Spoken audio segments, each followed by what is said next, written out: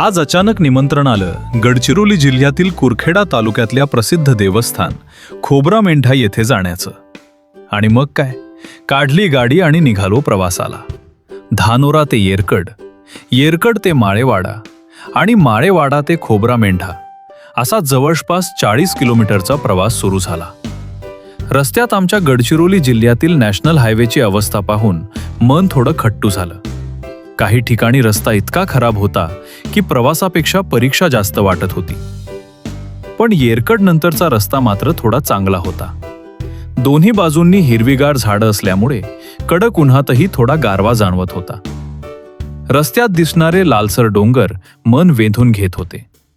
म्हणतात त्या दगडांमध्ये लोह आहे, म्हणून त्यांचा रंग आणि रूप इतकं वेगळं दिसतं. अजूनपर्यंत एखाद्या मोठ्या नेत्याची नजर इथे पडली नसावी. म्हणूनच कदाचित हा निसर्ग अजूनही तसाच शांत आणि सुंदर आहे. माळेवाडा ओलांडल्यानंतर गावाकडच्या शेतीचं वेगळंच चित्र दिसलं. रस्त्यावरच मका आणि धान वाळत घातलेलं. ग्रामीण जीवनाची खरी ओळख तिथे दिसत होती. उन्हानं जीव अगदी हैराण झाला होता. पण जेव्हा मंदिराचं प्रवेशद्वार दिसलं तेव्हा मनाला एक वेगळाच थंडावा मिळाला. गाडी सावलीत लावली आणि सर्वप्रथम विहिरीवर जाऊन हातपाय धुतले. त्या विहिरीचं खास वैशिष्ट्य म्हणजे संपूर्ण विहीर दगडातून बनवलेली होती. डोंगराच्या पायथ्याशी असल्यामुळे तिचं पाणी इतकं गोड लागत होतं की थकवा क्षणात निघून गेला.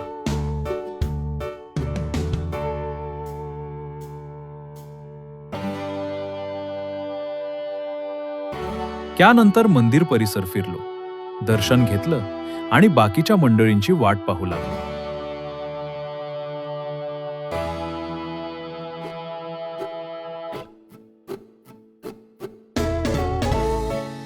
थोड्याच वेळात सगळे आले.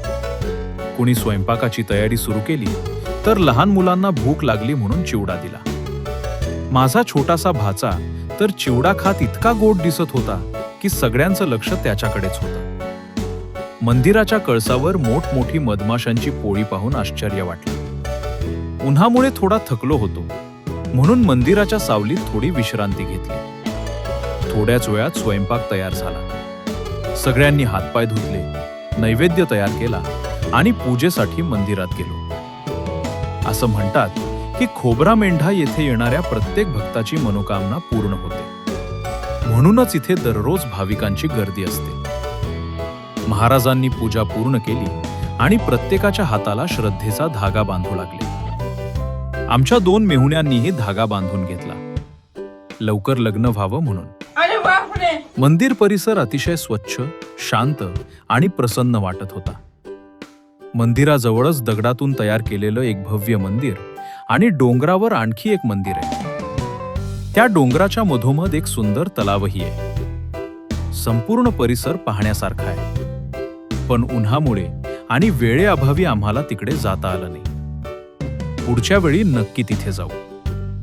आजचा दिवस आणखी खास होता, कारण माझ्या भाच्याचा वाढदिवस होता. मंदिराच्या परिसरातच केक कापून त्याचा वाढदिवस साजरा केला.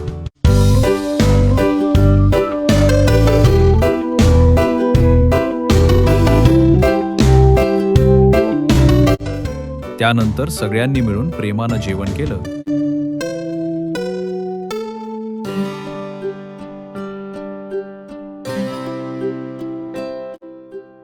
आणि सुरू झाला आमचा परतीचा प्रवास.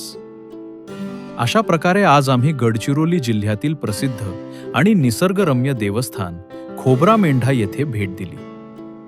जर तुम्हालाही आपल्या गडचिरोली जिल्ह्यातील अशा प्रसिद्ध स्थळांचा इतिहास आणि सौंदर्य जगासमोर यावं असं वाटत असेल तर हा व्हिडिओ नक्की लाईक करा, शेअर करा आणि तुमच्या सोशल मीडियावर पोहोचवा. धन्यवाद.